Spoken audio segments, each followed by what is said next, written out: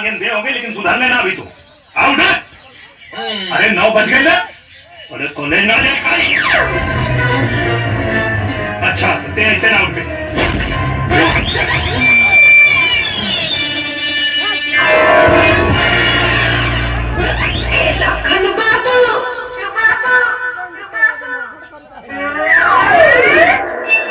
ये ऐसे ना जाए। काकी हाँ बेटा तनी पानी लिया होता। ला हम पहले में से तैयार रख ले बानी। एक रोज के लिए ना दो। मुझे 9 बज गई का? हाँ 9 बज गई। तरकुल के तरह तोड़ दे हो गए लेकिन जिम्मेदारी के एहसास तोरा तरीको नहीं के। अब जो ना लोगे जल्दी तैयार हो जाओ कॉलेज जाएगा बा। ठीक है भैया। जाइए जाइए तो जगह पे जाता जाए लाइन लगल बा तोरा लाकत नहीं के बाबूजी है लाइन वाली ना हो बाबूजी। कौन वाली है बेटा? ई तो हमार रिश्तेदार है। चुप हमारा 7 पीढ़ी के खानदान में ऐसा जगह जरूरत के लड़की नहीं थे तो फिर ई तो इतना का हो गए। हमरा कहे का मतलब ई है बाबूजी हैं कि ई तो हमार भूखे वाली रिश्तेदार बाड़ी। अच्छा हाँ तो बेटा एकरा से राखी बंधवा के एकरा के अपन बहिन बने गए बाबूजी। हमरा के मजाक पसंद नहीं के। अरे एकरा से राखी बंधवाई हमार साथ हम तो एकरा संगे साथ फेरा ली तहार पतो बने। मैं भक्तमान अरे जमुना के खानदान के पता नहीं के ते ओकरा के हमरा पतो बने गए। हां बाबूजी अरे चुप मार के तोरा खाट तोड़ दे हैं आता काय का टुकु टुकु देखता रहे हैं सामान खत्म हो गई बा चल जा से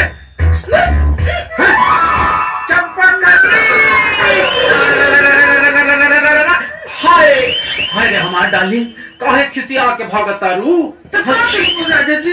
तोहरा के माटी के तेल में चाहिए मिल जाई गेहूं तेल चीनी सब मिल जाई।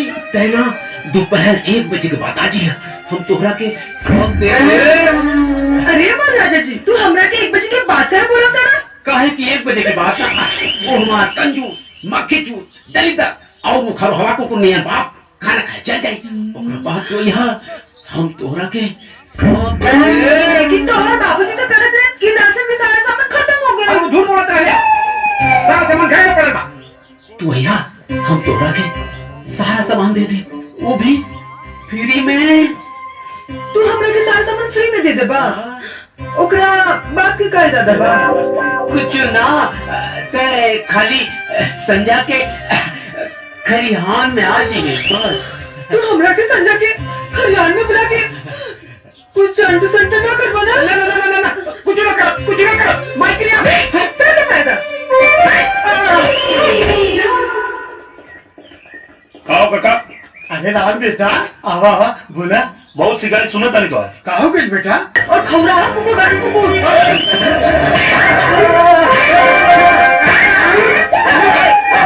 बंद कर तमाशा।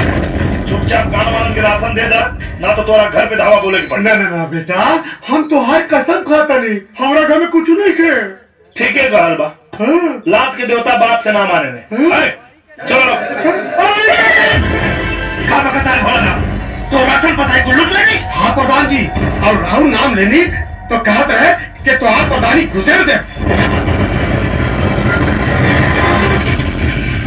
प्रधानी घुसेरी इतना हिम्मत। हाँ भैया वो यूं कहता है कि वो तोहरा के 7 साल खातिर जेल भी करा दी। देखा दिमाग बहुत बड़े का पहुंची सर्वथा में राजनीति कर रहा पहुंचे कर जल्दी को इलाज ना भाई ना तो बता देता हमने कहा ना कुकुर नियन कर दी। बिल्कुल ठीक कहा था रामेश्वर। एक काम कर ओकरे खेत में ओकरा के जिंदा कर दे।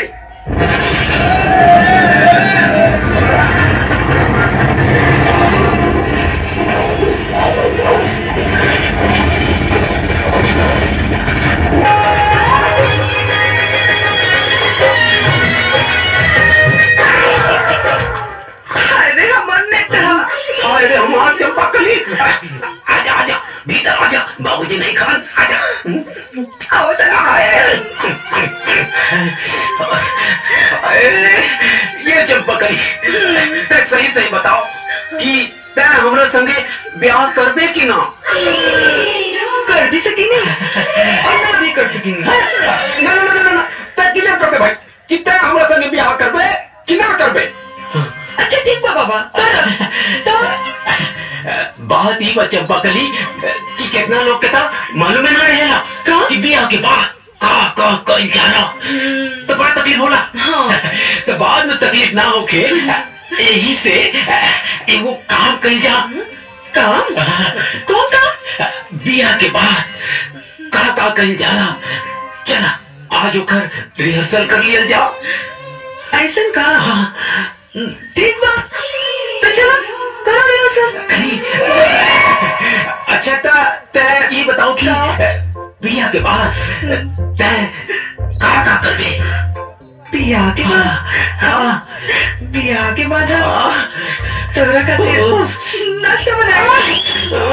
हमरा खातिर नाश्ता बनेगा? हमरा खातिर नाश्ता बनेगा के बाद का करबे? नाश्ता बनाए के बाद? नाश्ता बनाए के बाद हम नाश्ता तो किए हमरा के नाश्ता किएबो। अरे हमरा के नाश्ता किएला के बाद का करबो? तो के नाश्ता किए के बाद हम नाश्ता खाए।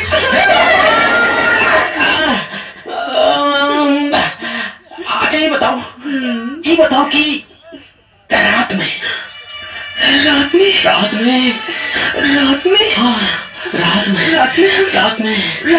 हाँ तो क्या करेंगे? हम के खाना किएबे। अरे हम के खेल के बाद का करते हैं? तो के खिया के बाद वो खाना खुद खाए। अरे तो भुखमरिया खानदान के हमें की बात में खाली खा पी के बात करता है। हमने ये समझ नहीं क्या ये तो हमरा के समझाना क्या चाहता है? खोल के बताओ हमके। रुका सोचे था हमरा के सोचा खोल के बताई। अच्छा मान ला कि हम तहार मेहरारू हैं और तू हमार मर्द हो। का हो? मर्द। हाँ और हम का है? मेहरारू। तो जब तू रात में काम से थक हार के घरे आईबू तब तू हमरा से का कहबू? तब हम गए। अरे काम चल हम क्या करके आए तो नहीं और तू बैठे अच्छा पहले ये बताओ कि ते हमरा खातिर खाना बनवले पड़े कि ना? फिर खा पिया के बात करे लगले रे। का बोले कुछ ना तोरा के खाली पेटे के भूख लागल है का? ससुरी चल सर पैर दबाओ एगो हाँ भाई जौन बिया के पहले अपन मेहरारू के पैर दबाओ तनी आ एगो ऊ हमार कंजूस मक्खी जूस दलिदर और खड़ूस नियन बाप जौन आज तक हमें माई का गोर दबावले ना हुई है। और कहाँ से दबाई है? वो तो आज तक कबो भी प्यार मोहब्बत इश्क लव ये सब कभी जन्मे ना कहिए। वो तो बस चोरी चकारी घोटाला ये सब में रहे जो टकरी का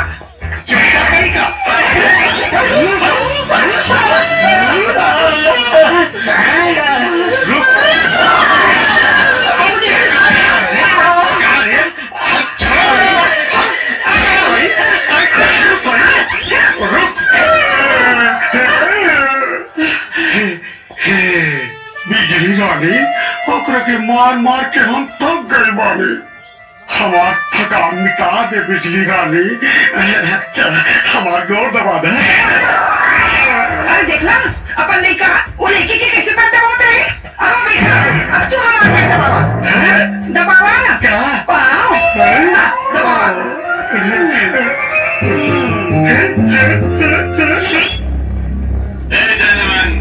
तोहर नाम का बा?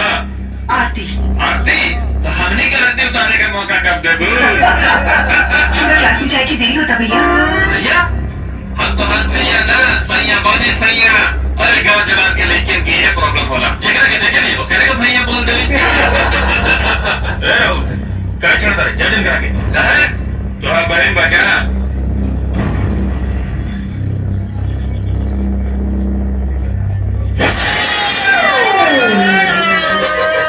तू अपने क्लास में जा। कहाँ बरनाथ कॉलेज में आजकल तो बड़ा जलवा बा। दू लेके घुमाओ तारे। अरे लड़की तो तोरा पीछे भी पड़ल बाड़ी सन। तू ही भाव ना देवेला कहाँ यार हम जना के भाव देनी हमारे भाव नहीं दे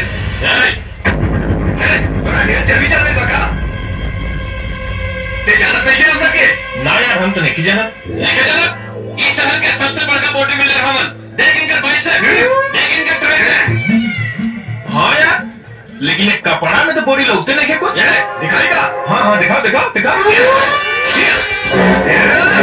देखा ना बॉडी हाँ यार का बॉडी बने ले बाड़े का बॉडी अच्छा ये बता तू ऊपर बने ले बाड़े कि लेगो बने ले अरे मतलब थाई सही हाँ थाई भी लेकिन यार जींस में तो लगते नहीं खे दिखाओ ना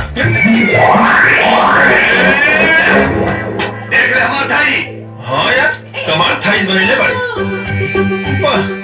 बहुत बढ़िया बा मारने के पड़ी तो रख